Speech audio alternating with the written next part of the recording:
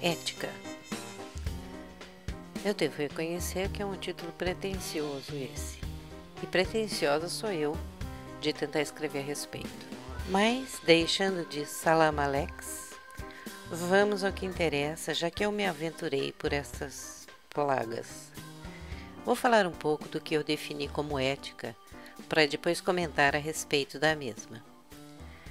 Na ética aristotélica, Aristóteles, o filósofo grego, não apenas ocorre o termo ethos com e longo, que significa propriedade de caráter, mas também o termo ethos com e curto, que significa costume, e é para esse segundo termo que serve a tradução latina.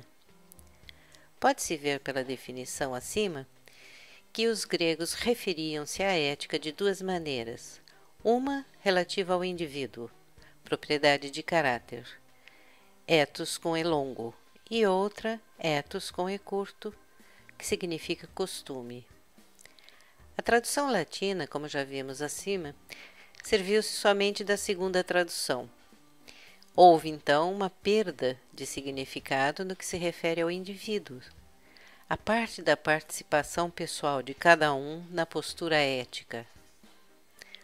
O problema com a definição truncada se dá, pois a sociedade para a qual foi definida a palavra, a segunda definição com e curto, só pode ocorrer se o indivíduo que compõe essa sociedade souber se comportar segundo a primeira definição, ethos com e longo.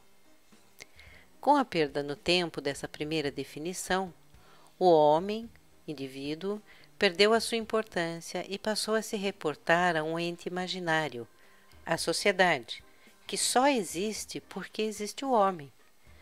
Confuso, não é? Também acho.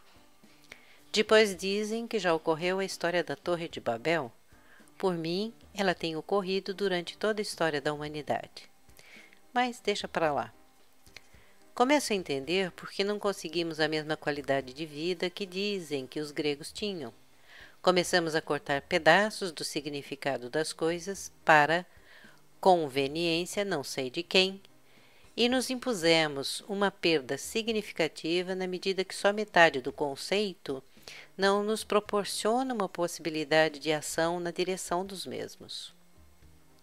Já ouvi falar de outros conceitos gregos que foram perdidos, como, por exemplo, cuidar de si mesmo, conhecer a si mesmo. Eram irmãos gêmeos e o que nos chegou foi conhece-te a ti mesmo, de outro famoso filósofo grego, Sócrates, relatado por Platão. Cuida de ti mesmo ficou relegado às traças por conveniências políticas e religiosas que não nos cabe aqui discutir. Bem, isso tudo para lhe dizer que me interessa aqui justamente a definição que não foi traduzida para o latim. Interessa-me aqui a definição de ethos com e longo, isto é, propriedade do caráter. Primeiro vamos tentar entender o que é caráter. Substantivo masculino, 10. Derivação por extensão de sentido, firmeza moral, coerência nos atos, honestidade. Exemplo, uma pessoa de caráter. 11. Rubrica, filosofia. Segundo Heráclito de Éfeso, século 6 e 5 a.C., o conjunto definido de traços comportamentais e afetivos de um indivíduo persistentes o bastante para determinar o seu destino. Os números saltados na definição acima indicam que eu excluí algumas definições e mantive somente as que me interessam para a finalidade desse artigo. Como comecei a falar dos gregos para manter a coerência, vou me reportar mais firmemente ao item 11, que usa uma definição de outro grego famoso, Heráclito de Éfeso. O conjunto definido de traços comportamentais e afetivos de um indivíduo, persistentes o bastante para determinar o seu destino. Acho muito poderosa essa definição, especialmente com a finalização que o autor deu sobre serem traços persistentes o bastante para determinar seu destino. Então, amigos, se ética, usando a definição de propriedade do caráter, Relaciona essa definição de Heráclito.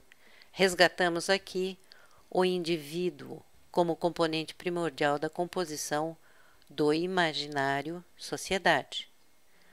Como componente primordial, somos agentes, atuantes, responsáveis pela construção ou destruição de nós mesmos e disso tudo que está à nossa volta. A ética, como origem, define-se pelo pensamento, avaliação, crítica, planejamento, ação do próprio homem no meio em que ele vive. As suas decisões, atitudes, responsabilidades assumidas ou não, refletem diretamente no próprio indivíduo e, por decorrência, no mundo em que vivemos. Portanto, retornamos a tudo que nos diz respeito em primeiro lugar: a autoobservação, assertividade, responsabilidade, crítica de nós mesmos, aprendizado o tempo todo, melhorias no máximo que nos é possível, busca de qualidade de vida, respeito por nós mesmos e pelo outro. Cada um dos itens acima é de conteúdo denso e profundo. Não dá para falar de ética em poucas linhas, mas dá para levantar muitos questionamentos a respeito de quanto aceitamos repetir coisas sem procurar criticar, melhorar, aprender, ensinar, orientar. Não podemos esquecer nossa imensa ignorância a respeito de um montão de coisas. Não podemos deixar de aceitar essa ignorância sem vergonha e sem medo, pois do contrário estaremos sendo arrogantes e nos impedindo de continuar, de melhorar. Sabemos que aquele que se recusa a mudar encontra logo a rotina, a mesmice e a chatice do dia a dia. Não estou rogando praga ou fazendo uma previsão. Estou relatando uma experiência. Ética, segundo a escolha que eu fiz da definição, é aquilo tudo que você pensa, critica, aceita, rejeita e o que decide colocar em ação. O conjunto definido de traços comportamentais e afetivos de um indivíduo persistentes o bastante para determinar o seu destino, segundo Heráclito, que por decorrência refletem no meio em que você vive e determinam o seu destino. Heráclito nos resgata como seres responsáveis pelas ocorrências de nossa própria vida e pelas do ambiente. Portanto, gerenciar o que pensamos, as razões pelas quais nos emocionamos e o que sentimos está diretamente ligado ao que fazemos conosco enquanto seres humanos.